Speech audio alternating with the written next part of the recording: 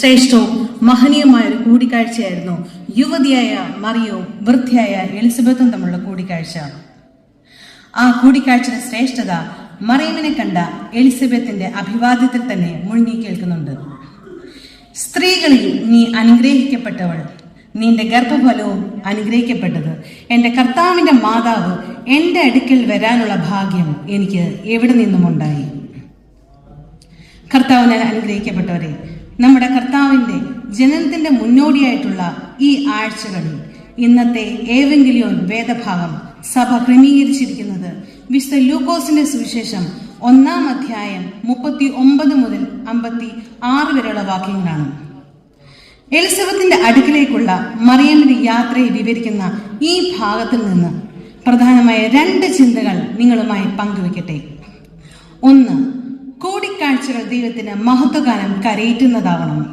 കൂടിക്കാഴ്ചകൾ ദൈവത്തിന് മഹത്വഗാനം കരയേറ്റുന്നതാവണം. ഇവിടെ 2 സ്ത്രീകളുടെ കൂടിക്കാഴ്ചയാണ് നമുക്ക് കാണാൻ സാധിക്കുന്നത്. വൃദ്ധയായ എലിസബത്തിന്റെയും യുവതിയായ മറിയമിന്റെയും. അതേപോലെ തന്നെ 2 യുഗങ്ങളുടെയും കൂടിക്കാഴ്ചയാണ് നമുക്കിവിടെ കാണാൻ സാധിക്കുന്നത്. ശുശ്രൂഷയുടെ മനോഭാവത്തിൽ ഗർഭവതി ഒരു സ്ത്രീയുടെ അടുക്കൽ മറിയം എത്തിച്ചേരുമ്പോൾ ഇരുവരും പുകഴ്ത്തുന്ന ഗാനങ്ങൾ പരസ്പരം പങ്കുവെക്കുകയാണ്.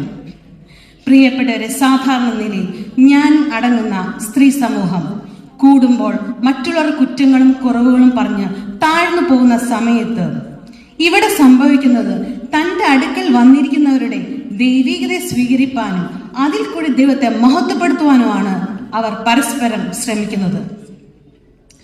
എന്റെ കർത്താവിന്റെ അമ്മ എന്റെ അടുക്കൽ വരാനുള്ള ഭാഗ്യം എനിക്ക് എങ്ങനെയുണ്ടായി എന്നാണ് എലിസബത്ത് ചോദിക്കുന്നത്. തന്നേക്കാൾ പ്രായം കുറഞ്ഞ മറിയം തന്റെ അടുക്കൽ വന്നപ്പോൾ അവളെ സ്വീകരിക്കുവാനുള്ള വലിയ മനസ്സും തന്നാൽ ശുശ്രൂഷ ആവശ്യമുള്ള എലിസബത്തിന്റെ അടുക്കലേക്ക് എത്തിച്ചേരണമെന്ന മറിയമിന്റെ മനസ്സുമാണ് നമ്മൾ ഇവിടെ മാതൃകയാക്കേണ്ടത്.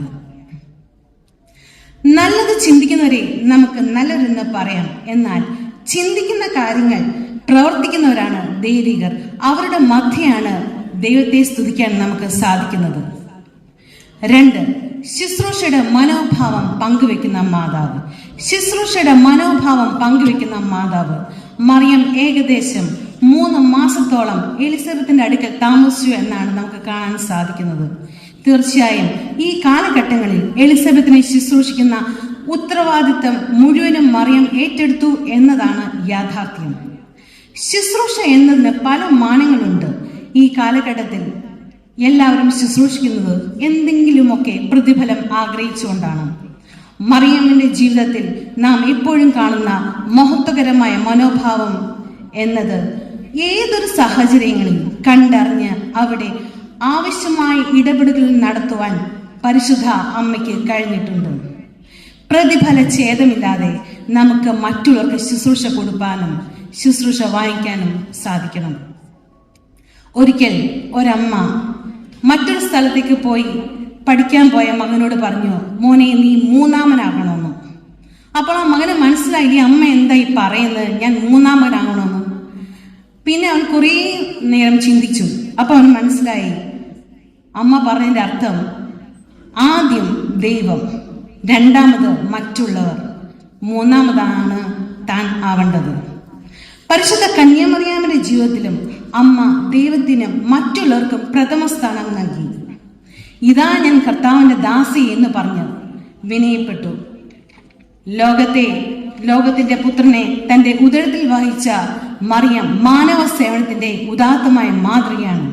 വിശുദ്ധ മത്തായിയുടെ സുവിശേഷം 20-ാം അധ്യായം 26 മുതലുള്ള വാക്യങ്ങൾ നാം ഇങ്ങനെ കാണുന്നു: നിങ്ങളിൽ മഹാനാകുവാൻ ഇച്ഛിക്കുന്നവരെല്ലാം നിങ്ങളുടെ ശുശ്രൂഷക്കാരനാകണം. നിങ്ങളിൽ 1ാമനാകുവാൻ ഇച്ഛിക്കുന്നവരെല്ലാം നിങ്ങളുടെ ദാസനുമാകണം.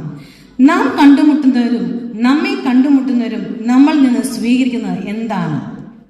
നമ്മുടെ സാന്നിധ്യം അവർക്ക് സ്വീകാര്യമാകുന്നുണ്ടോ? മറിയമിന്റെ സാന്നിധ്യം ഗർഭവതിയായ എലിസബത്തിൽ പരിശുദ്ധാത്മാവിന്റെ നിറവുണ്ടാക്കി. പ്രിയമുള്ളവരെ, അമ്മ പകർന്നു തന്ന ഈ സേവനത്തിന്റെ കൂടിക്കാഴ്ച നമ്മുടെ ജീവിത കൂടിക്കാഴ്ചയിലും വഴികാട്ടിയാവട്ടെ എന്ന് പ്രാർത്ഥിക്കുകയും ആശംസിക്കുകയും ചെയ്യുന്നു. എനിക്ക് ഈ അവസരം തന്ന ബഹുമാനപ്പെട്ട വൈദികരോടും മർത്തമറിയ സമാജ അംഗങ്ങളോടും ഉള്ള നന്ദിയും സ്നേഹവും അറിയിച്ചുകൊണ്ട് നിർത്തുന്നു. ദൈവം എല്ലാവരെയും അനുഗ്രഹിക്കട്ടെ.